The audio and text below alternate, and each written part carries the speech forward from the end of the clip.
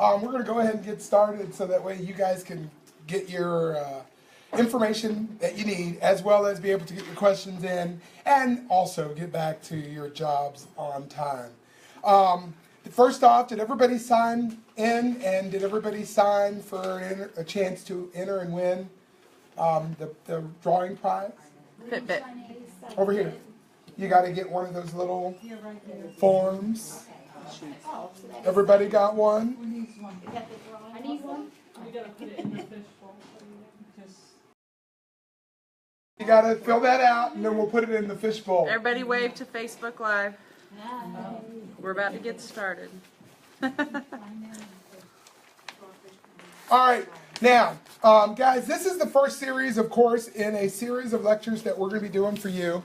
And, of course, these series of lectures are beneficial in the sense of that it gives you the opportunity and the time to not only gain knowledge and information, but it also gives you time to get a little jump on the people who don't show up type of thing. And then we'll get people to start showing up, hopefully. Okay, so of course this is going to be your first section. First lecture, of course, it's going to be on exercise and what we call fitness and exercise. All right, I'm going to give you a handout, and then we're going to go over this handout really quick. And then once we're done with that, we'll go ahead and answer any questions. Anything so far? Good. All right. Here we go. Pardon the bright paper, but it's paper that we don't use often. We ordered it by mistake. So I'm trying to use it up. Just for a minute. I'll give it back. So that's what I'm doing. That's why they're so bright. But at least you know it.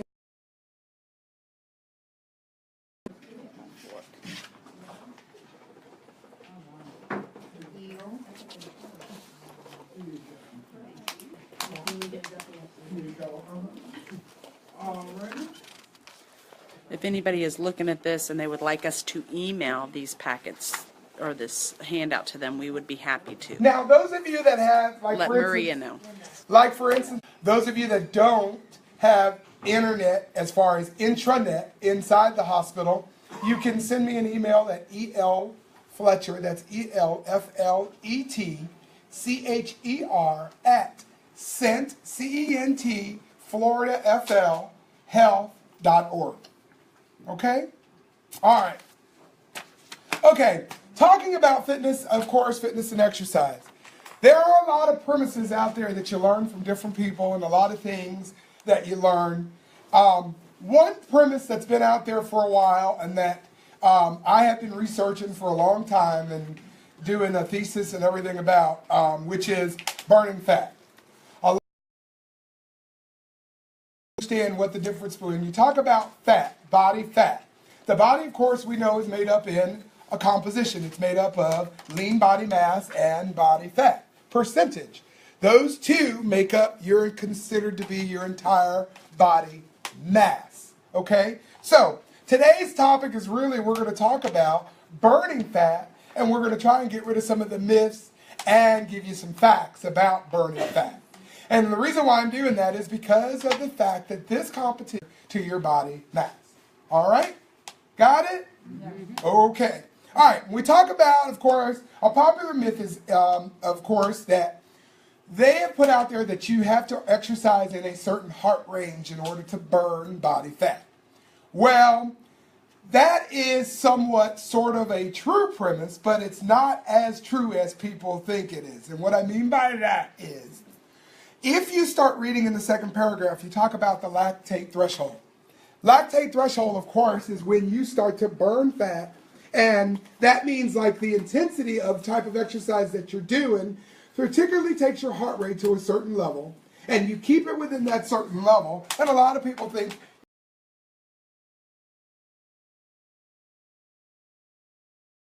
the old premise was anytime you wanted to burn fat, you would get your heart rate in a 75 to 85% window, and you stay within that window, and you exercise for 45 minutes. Of course, let's look at the second paragraph.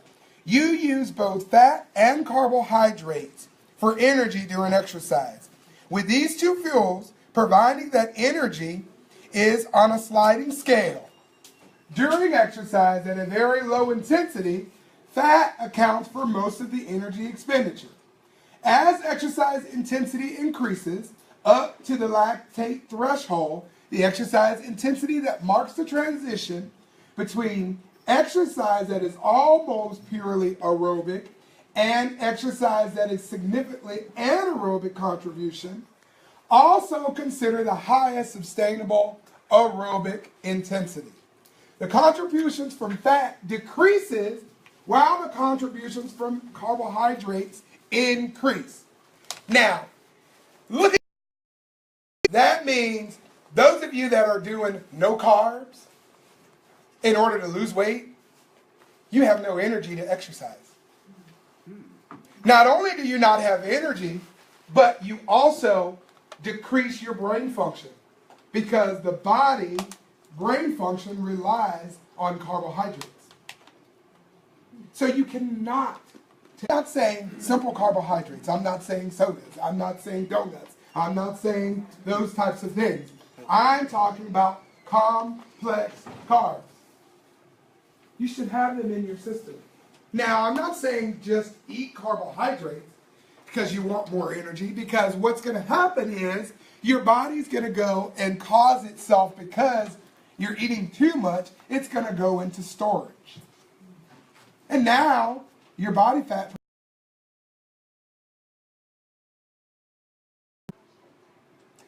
Exercise is a science. It's not something that we just do, and it is not just activity. So you have to look at this whole thing that you're doing as a plan, as a progression, and as it is a science. Got it? Okay, so now that we're moving on, if you're exercising long enough, 1.5 to 2 hours, and the blood sugar, glucose, of course, concentrations become low. This metabolic state presents a threat to the muscle survival, since carbohydrates are muscles' preferred fuel. When carbohydrates are not available, the muscles are forced to rely on the fat as fuel. So that means your 30-minute and 40-minute and 5-minute workouts, they're not going to work unless you are what? Pushing the intensity, which means those 30 to 45 minutes have got to be, we're talking 90 to 95% of your maximum, in order for you to signal the body to burn the fat fuel and not just the carbohydrates.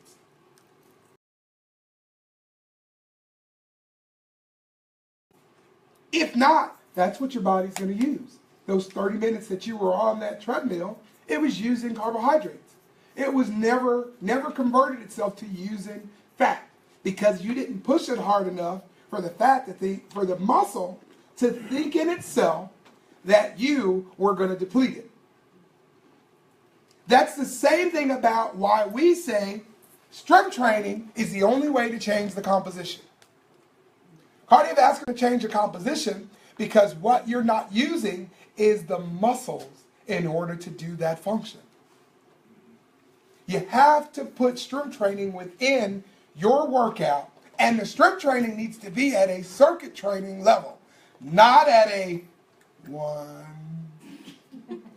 2. Oh, girl, it's so hard. 3. No, that don't work like that.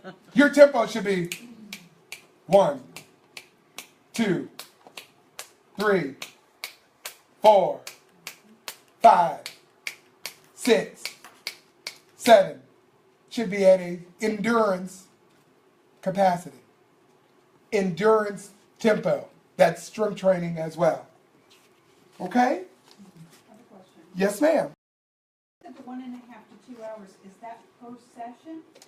Well, no. It's what that is really giving you is if you exercise long enough, which means this is in the perfect world.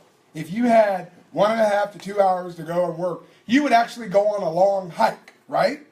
And on that long hike, eventually you're going to flip your body to start burning not just the carbohydrates, because you've depleted that, you're going to start burning the fat. And that is because you're walking on a hike, you're not pushing yourself at 95% of your maximum on a hike. You're pushing yourself at 70%, 75%. And if you're going uphill, maybe at 75%. But you're doing it for a longer endurance of time, longer duration. So the duration makes the body change. So how does this work with us going to the gym for 30, 40? Which means, here we go, second page. Oh. Yes, sir. Sure.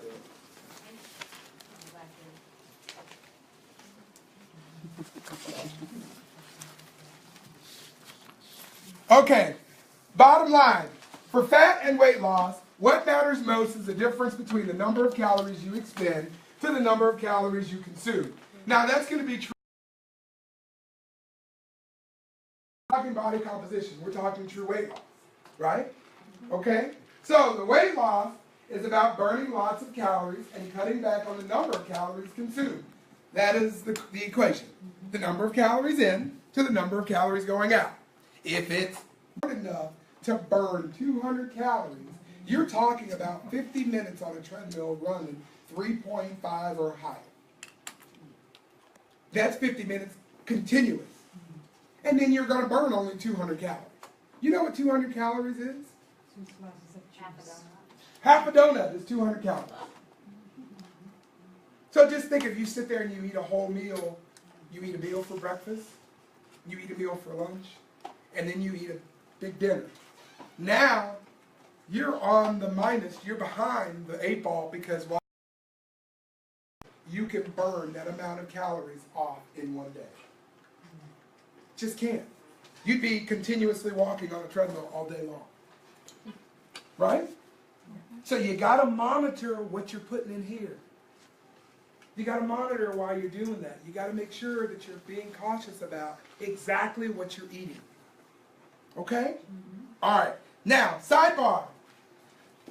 So, for the purpose of losing weight, it matters little whether the calories burned during exercise come from fat or carb. Okay? To maximize, though, your fat loss, you want to try, I gave you 3 different workouts right there to maximize your fat loss.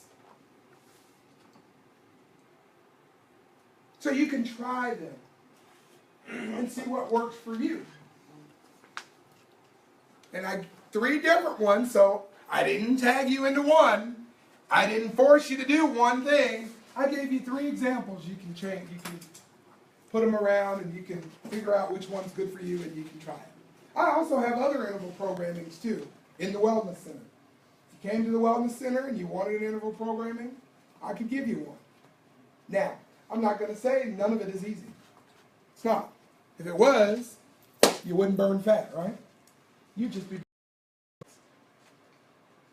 It's got to be hard in order for you to burn the fat. So, to maximize the fat loss for assistance and is highly effective, of course, you want to speak with somebody who's a certified personal trainer, or I say certified fitness trainer, because anybody can be a personal trainer. I'm not a personal trainer. I do personal training, but I'm an exercise physiologist. So I don't just do personal training. We do what I call chronic disease management, is what I do. That they're qualified in what they're doing, and they don't just look good. Because one thing that really plays in this whole thing is heredity. This programs might work perfectly for me, but then you might try it and it may not work as well. That doesn't have anything to do with what we're doing. That's just our makeup. So you can only do and deal with whatever you have in your gene pool. You just got to find out what works for you. That's why exercising is not a cookbook. You cannot cookbook exercise. It has to be individually prescribed specifically for you. That is considered to be an exercise prescription. Other than that, you are cookbooking. And it might work or it might not. Okay? So, the biggest thing you got to do is, as I said on this last part, is go hard. A great way to perform high-intensity exercise and decrease your body fat percentage is through, of course, interval training. which breaks up the work with periods of rest.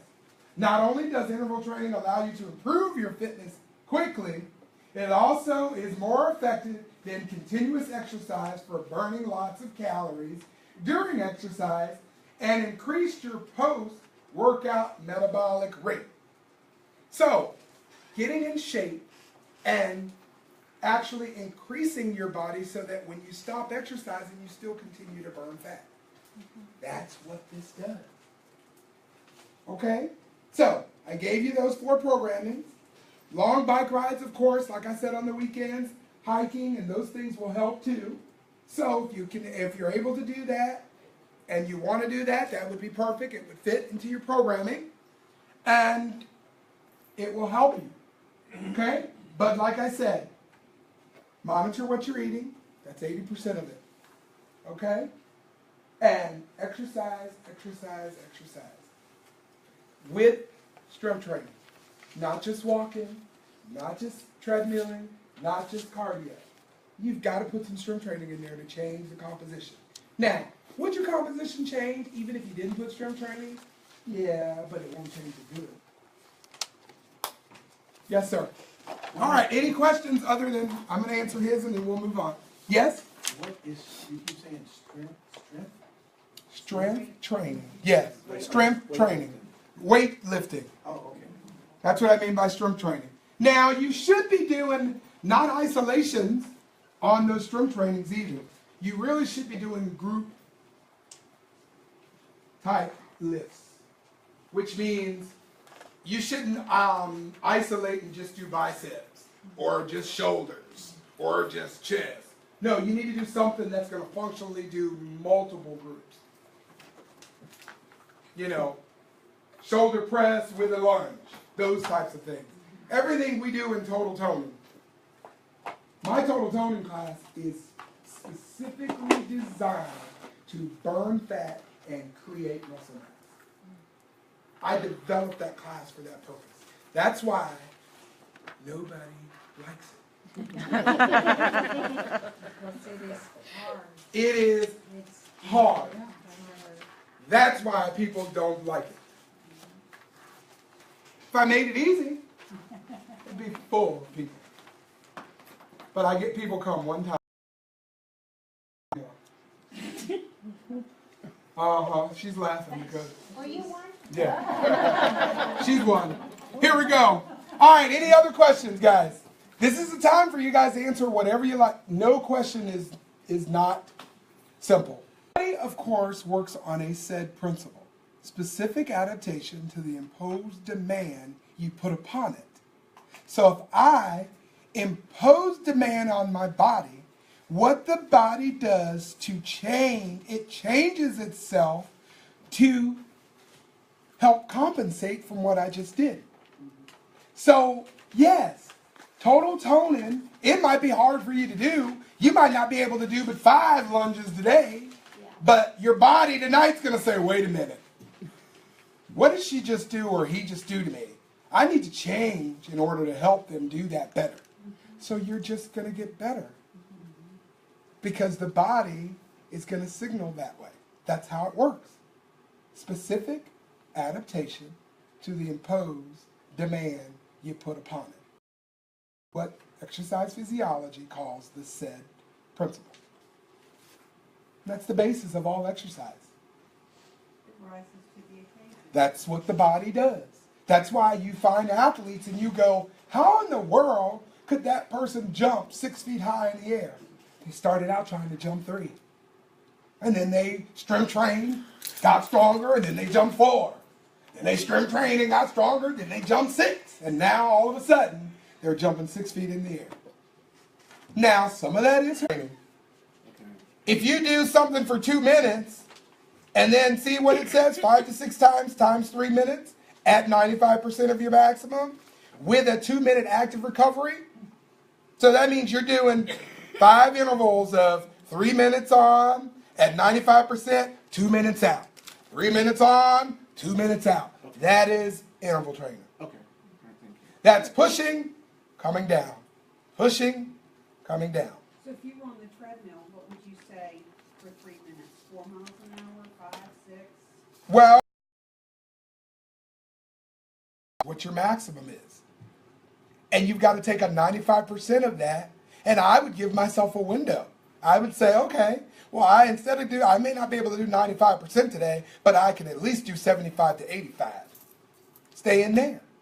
And then next week, go from, now I did 75 to 85, know it. So I'm giving you premises that really, it's the basis of knowledge that comes from us, the exercise experts. In eating, I've always heard that you should eat like a king, eat breakfast like a king, lunch like a prince, and dinner like a pauper. So Okay. meaning your breakfast is your largest, your lunch is, you know. Well, I would, yes, taper down my food.